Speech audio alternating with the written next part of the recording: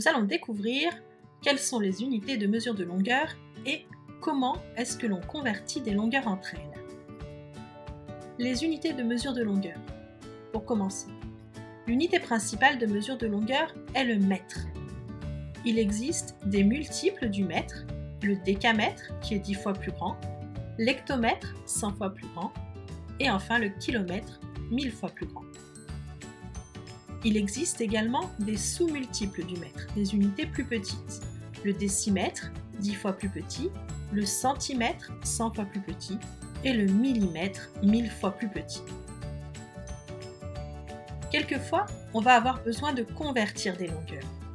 Pour convertir les longueurs, utilise ton tableau de conversion et une virgule déplaçable. Dans l'exemple ici, je veux convertir 5310 mm en mètres. J'ai pour l'instant des millimètres, donc je place ma virgule au millimètre. J'écris mon nombre dans le tableau en mettant bien le chiffre des unités, ici le 0, dans la colonne de l'unité correspondante, ici les millimètres. Donc mon 0 dans les millimètres. Et j'écris mon nombre. Une fois que j'ai rentré mon nombre, je veux transformer ces millimètres en mètres. Je vais donc déplacer ma virgule jusqu'au mètre.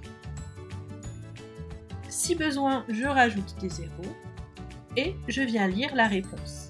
Ici, je peux lire que 5310 mm est égal à 5,310 mètres ou 5,31 mètres. Autre exemple. Cette fois-ci, je veux convertir 3,6 km en mètres. Je commence par amener ma virgule au kilomètre. Je rentre mon nombre en mettant bien le chiffre des unités dans les kilomètres.